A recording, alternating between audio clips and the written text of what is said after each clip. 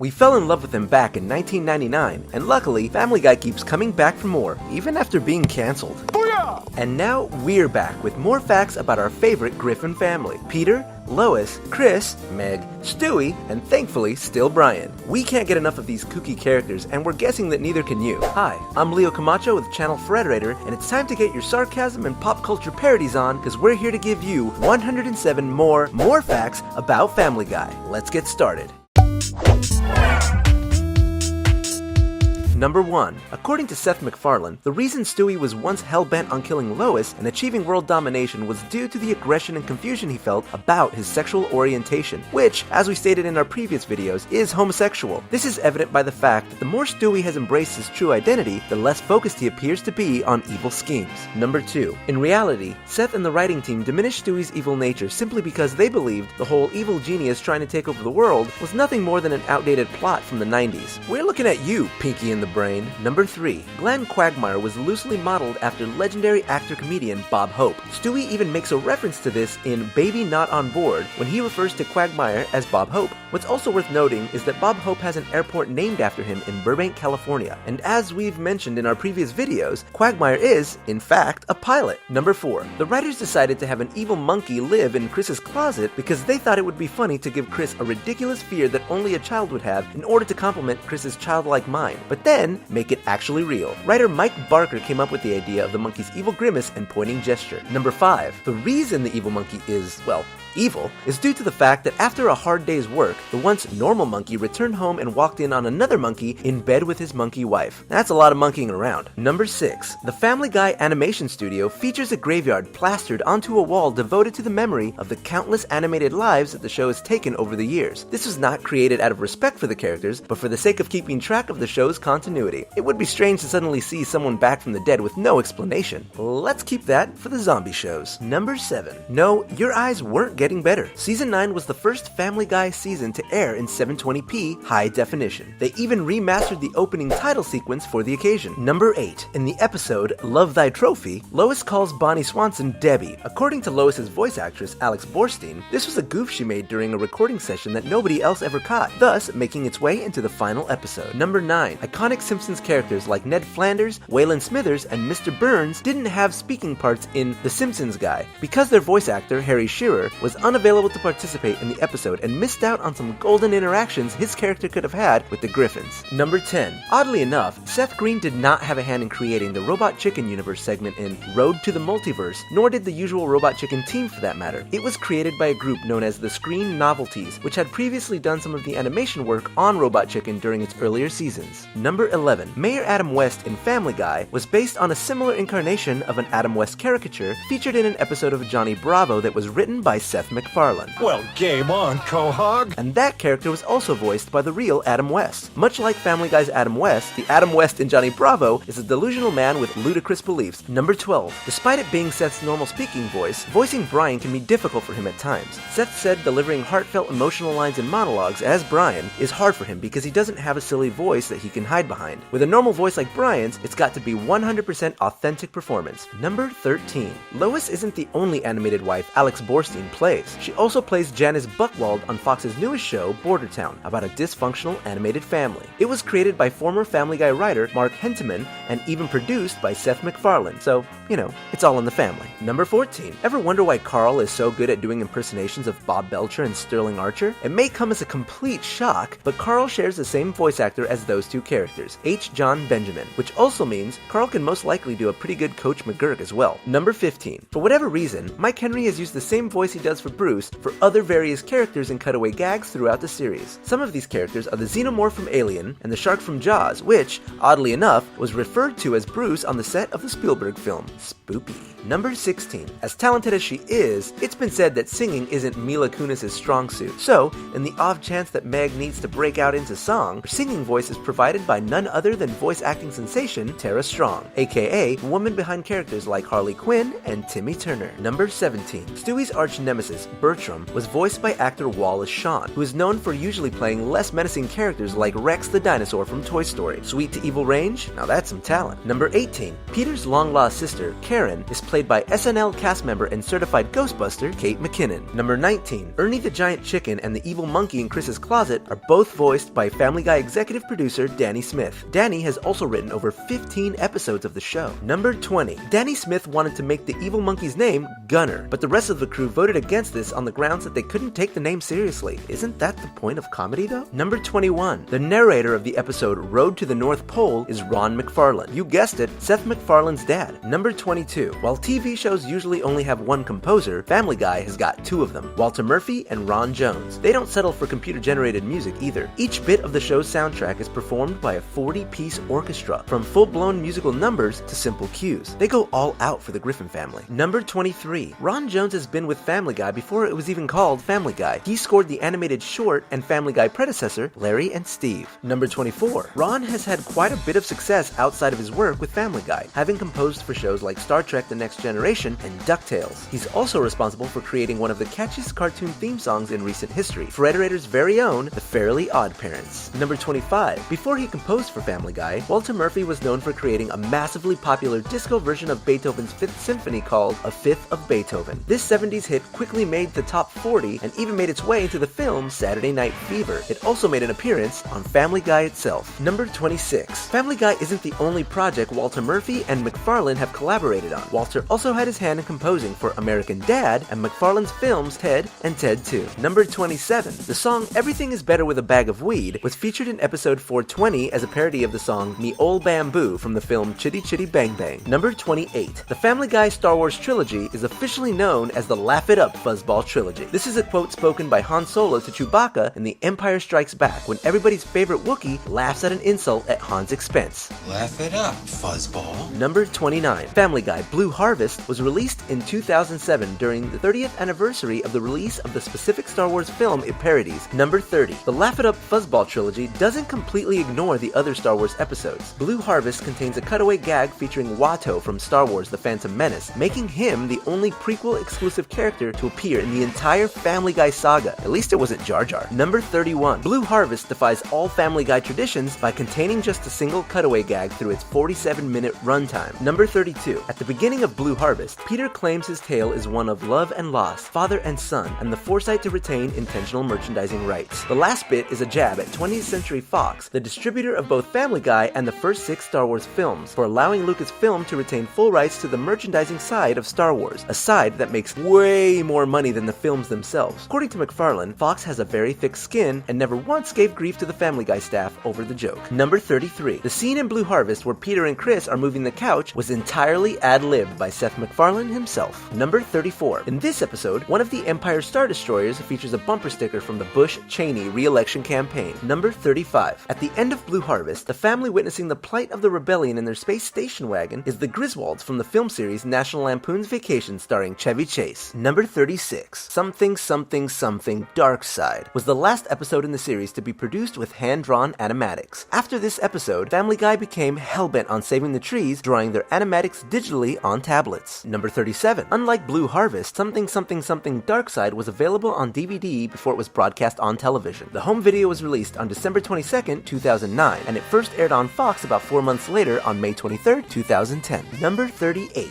In Something Something Something Dark Side, the song used to torture Peter is Where Have All the Cowboys Gone by Paula Cole. You know, just in case you need to get some information out of your enemies. Number 39. The Jedi training montage in this episode is intercut with clips of the training montage from Rocky IV. The music playing is also from the Rocky montage. Number 40. Before the third Star Wars parody was named It's a Trap, it went through 2 working titles. Episode 6, The Great Muppet Caper, and We Have a Bad Feeling About This. The latter making much more sense since I've Got a Bad Feeling About This is a reoccurring line in the Star Wars saga. Number 41. Much like Meg, Joe Swanson plays 3 different characters throughout the Laugh It Up Fuzzball trilogy. In the extended DVD cut of Blue Harvest, he plays Biggs Darklighter, while in Something Something Something Darkside, he plays the Imperial Probe Droid. He then gets a much bigger part, both literally and figuratively, in the final installment, It's a Trap, where he plays Jabba the Hutt. Number 42. During It's a Trap, when Jabba's subtitles read, Put them in, he is verbally saying, Mila Kunis. The name of Meg's voice actress. Using Mila's name as foreign vocabulary is actually a reoccurring joke in Seth MacFarlane projects. Alex. He made Mila Kunis a word that the Native Americans use in the film A Million Ways to Die in the West, where it translates to, okay. Number 43. In this episode, when Luke gives his friends a more than lengthy signal to attack Jabba and his men, a live-action clip of a man sarcastically exclaiming, "Well, we're waiting," is cut into the sequence. This is archive footage from the 1980 film Caddyshack starring Bill Murray. The character from the clip is Ted Knight's Judge Smales. Number 44. If you're waiting for a Family Guy take on Star Wars The Force Awakens, don't hold your breath. Family Guy producer Alex Shulkin said it wasn't happening. 1, because of how difficult and daunting it was to churn out the original Family Guy Star Wars trilogy, and 2, because Lucasfilm is no longer an independent entity and was acquired by the Walt Disney Corporation, a company who is much more protective of its properties than Lucasfilm. Number 45. Looks like the Griffins aren't that protective of their properties. Lois once starred in a pornographic film during her college days, something Quagmire is probably feverishly seeking out. Number 46. Meg once carved Lisa Simpson's name into her own arm as a symbol of their friendship. I think a friendship bracelet would have sufficed. Number 47. While it's important to love your family, Meg and Chris take things a bit too far. Not only do they practice kissing on each other, but they've also been known to take baths together. Awkward. Number 48. According to Alex Borstein, the secret to keeping Lois and Peter's marriage alive lies in Peter's ability to please Lois in the bedroom in ways no man ever has. Considering how many men would line up for Lois, Peter must be doing some truly exceptional things. Number 49. Known for his everlasting dim-wittedness, Chris adds to that with his belief that babies come from the Child Welfare Office. I guess that's closer than storks. Number 50. Chris is what Bob Ross would call happy accident. And that'll just be our little secret. However, not all was glum, for Peter and Lois were able to successfully sue the company that manufactured the condom they used, which in turn got them their house. Number 51. Throughout the series, Lois has made it abundantly clear that she is bisexual. In Stewie Be Good, she claims that she went back to men because women were huge teases. Lois also attempts to teach Meg how to kiss girls by making out with one of her lesbian friends, and said that she herself used to practice on her girlfriends. Nice.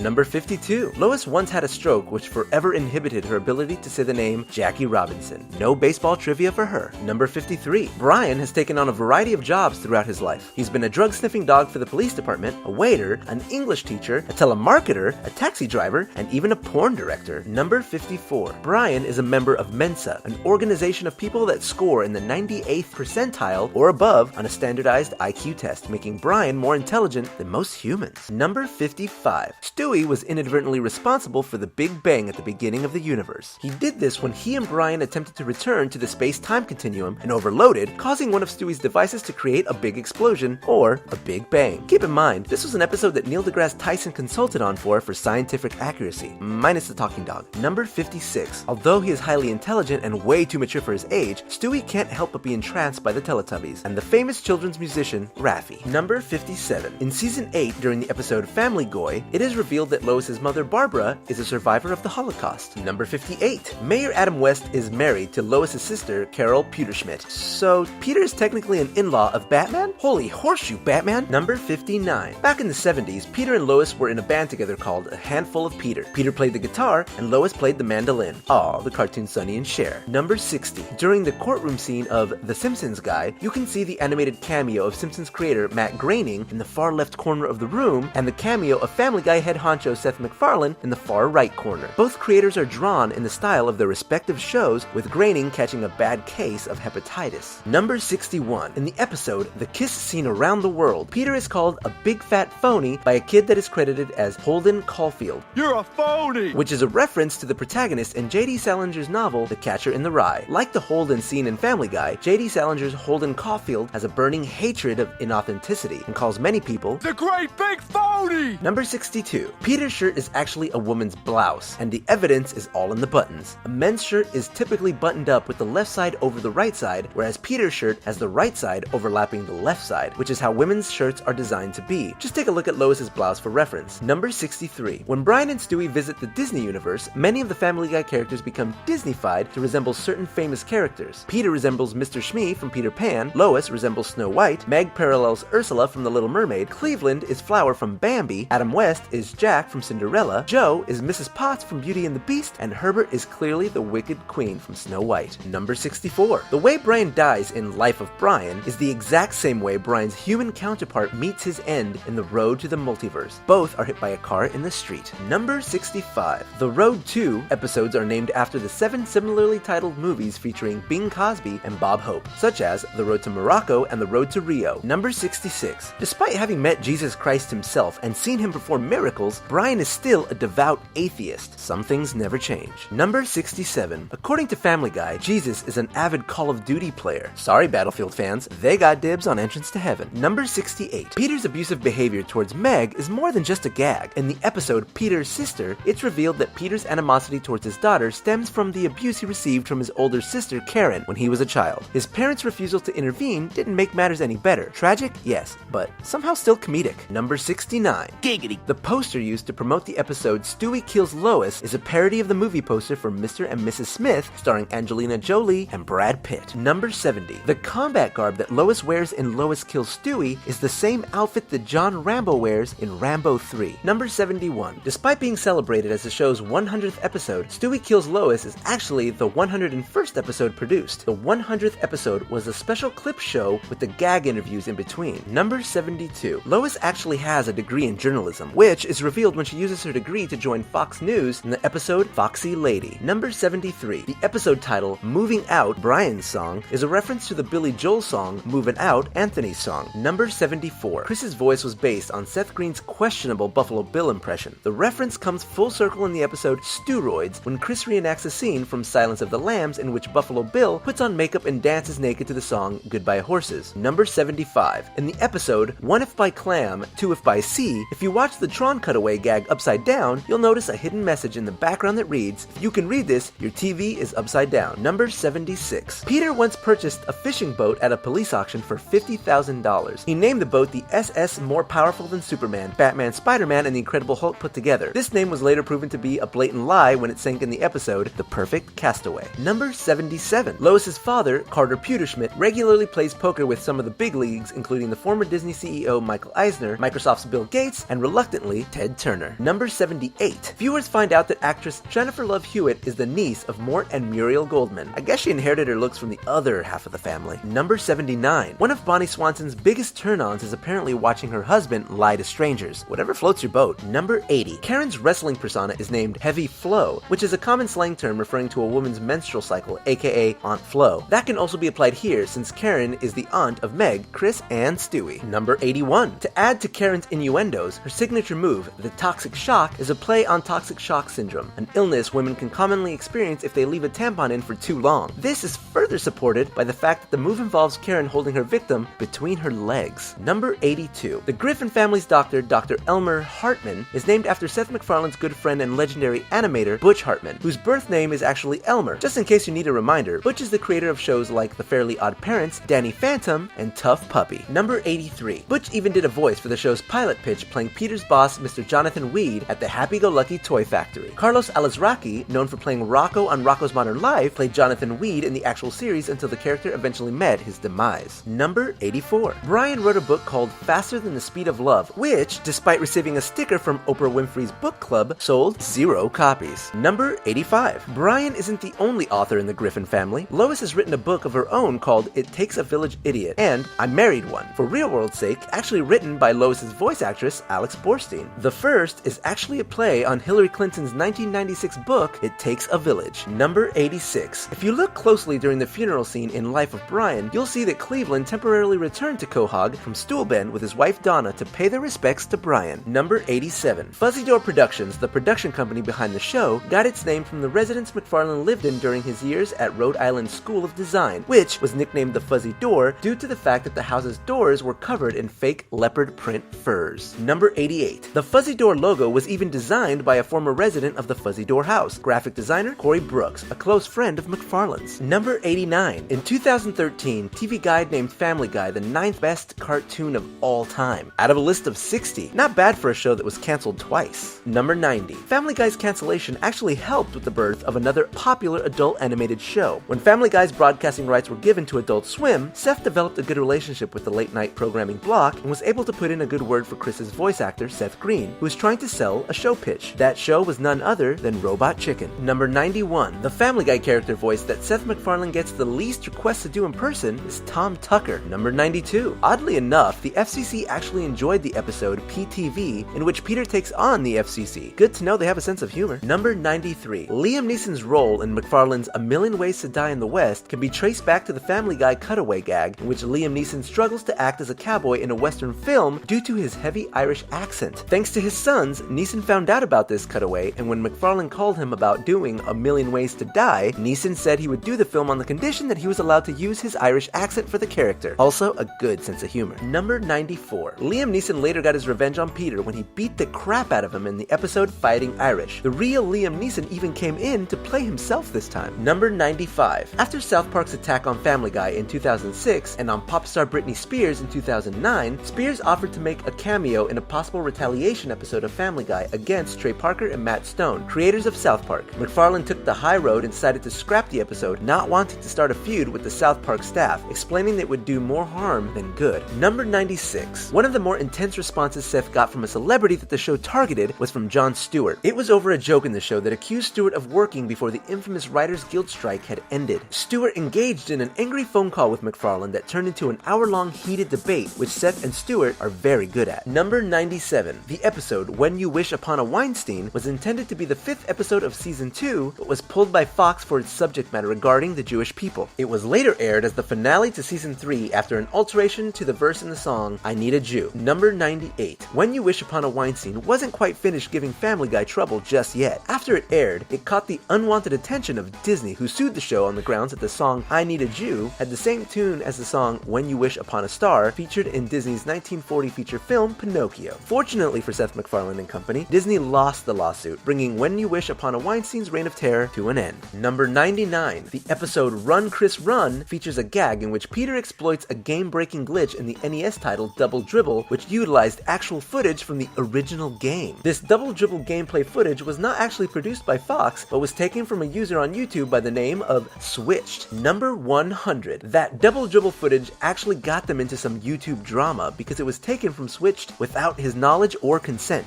Due to the nature of YouTube's automated system put in place to punish copyright infringement, Switched gameplay was mistaken for Family Guy footage and was taken down by 20th Century Fox. After much support from the YouTube community and even Seth MacFarlane himself, Switched video was restored by Fox and by YouTube. Number 101. 20th Century Fox and Target department stores teamed up to promote the Peanuts movie, with a commercial centered around the Peanuts crew holding auditions to cast their silver screen counterparts. Among the actors auditioning are Stewie dressed as Charlie Brown and Brian wearing Snoopy's fighter plane garb. Had they have been chosen, we would have gotten a very different interpretation of the Peanuts. Number 102. Seth MacFarlane was nominated for Best Voice Acting Performance in the 36th Annie Awards, but lost out to Ahmed Best for his performance in Robot Chicken Star Wars Episode 2. Ahmed Best is the man behind the much-beloved Jar Jar Binks, both in Robot Chicken and The Phantom Menace. Number 103. Family Guy once attempted to merge itself with the World of Warcraft and the show's very own MMORPG game, Family Guy Online. The game utilized the Unity engine and took on a cel-shaded graphics style. Players could design their own Family Guy character, interact with other players' characters, and even take quests from Family Guy's cast of series regulars. The game's public beta opened in April 2012 and abruptly ended on January 2013. Production of the game shut down completely afterwards, and the final product never came to be. Number 104. Contrary to popular belief, legendary actor Leonard Nimoy's final role was not Spock in Star Trek Into Darkness. It was Spock in the mobile game Family Guy: The Quest for Stuff. Number 105. While Road to the Multiverse never got a part 2 on the show, the universally acclaimed episode did get a sequel in the form of a video game called Family Guy: Back to the Multiverse, released for the Xbox 360, PlayStation 3, and PC in November of 2012. Number 106. Just because Vinny's incorporation into the Griffin family has been erased doesn't necessarily mean that the character himself has. According to Seth MacFarlane, Vinny could very well return to the series in the future, but as of right now, nothing is planned. Number 107. Seth MacFarlane has wanted to bring Family Guy to the big screen for years and frequently thinks about what the film would be like. Seth has gone on record saying that he's got a fairly fleshed out plot for the film and that it would be something that cannot be done on TV. Unfortunately, the Family Guy crew and himself have been far too busy to actually make it happen.